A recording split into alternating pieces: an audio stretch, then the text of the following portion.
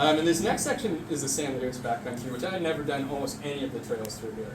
There's not that many trails. We're following a lot of cattle paths and old roads and stuff, but there's some trails later on, and it was really nice.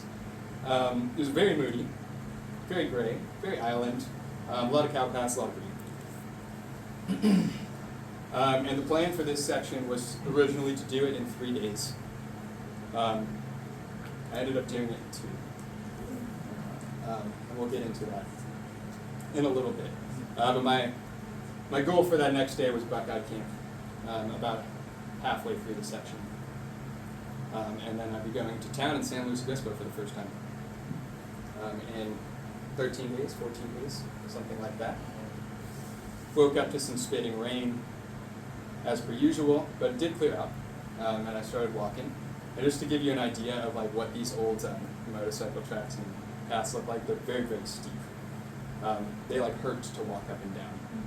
And at the bottom of this one on the left is a little creek that you can't see because it's not really flowing. It's full of a lot of green scum, signs of cattle. And because my clothes were so dirty, I did my laundry in that creek in that morning at like 7 a.m. And it was cold. And then it got really humid, and then the clouds came over, and my clothes didn't dry. But as I was walking, they dried. So after like 3 or 4 hours, I had dry clothes again. And I'm happy I did it, because you could breathe again. Like, I can't really describe how horrible it is to walk in clothes that don't breathe. But it's really, really bad. A lot more cow paths and a Jack Daniels bottle hanging from the tree. And then you get to Garcia Potrero, which was maybe my favorite spot.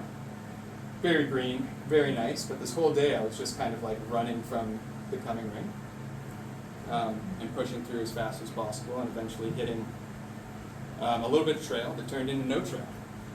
And I had to push my way through this bush to stay off private property, which you get a lot of in this section. And I spent like 2 hours climbing around these bushes, trying to stay off the private property. Don't tell I went through the private property, because I couldn't get around it. I was sick of pulling through the bushes, and the rain was coming, and I charged on down to this cow pond. And this old stone house, I think it's like a camp or something out there. But finally made it through all of that, over to Caldwell Mesa with some more green. And at the end of the day, get to this just like horrible hill of like cow paths that are all mashed up, that you climb up, and I had a hard time following it, full of poison oak, but finally make it to Buckeye Camp, which I was told this night that I should have a good spot to sleep because it was going to rain a lot.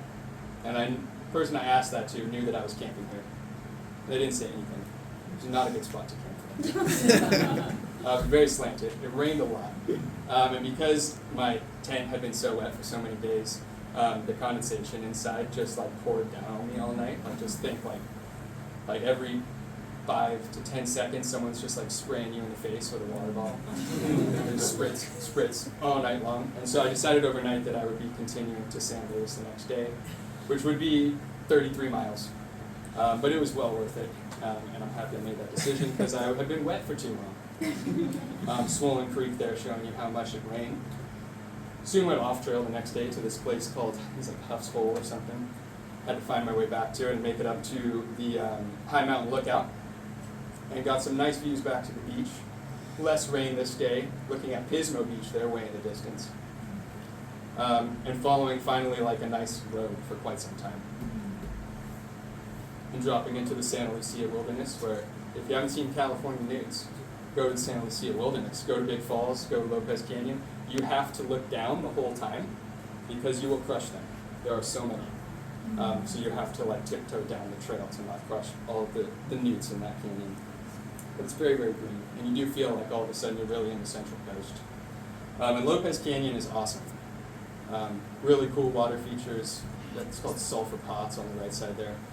It's kind of like mineral deposit that create all these infinity pools. A lot of poison oak, just a really sickening amount of poison oak. But you push through, and there's 2 camps that both look like this. They're immaculate, even though you're like, there's like no trail out there at the lower part at least, and it's all poison oak and down trees. And then there's camps that look super great. And made it up to the ridge finally as the sun was setting, and decided that I was going to continue on into town and hike down in the dark under a full moon, which was super fun, and it totally lit up my way. This is no light, no flash, nothing, just me hiking down the trail. to Highway 101, where I had to climb underneath the underpass in the dark. It took me way longer than I wanted it to do. And walking up the other side, I had my bucket buried there, and I ordered an Uber on my walk up at like 9 p.m. There's no one in the trailhead. No, it's 9 p.m. It had been raining for 3 days. And I dug my bucket up in the mud, and my rain gear got it all over me. My Uber showed up within 5 minutes, and I knew it was him because there's only one car that pulled into the parking lot. And he like has his lights on me, and I just give him a little hand. He just popped his trunk open, didn't roll down the window, didn't check it or anything. I put my bucket in the truck, and I go inside. He's like, "Can't say I've done this before." I don't know why you would have done this before. But I'm happy you stopped. And then it's a short ride into San Luis Obispo. And I spent a day there because I was like a day and a half or 2 days early now, recovering. I had to buy new shoes, kind of just resting as much as possible before the next section, which is very different than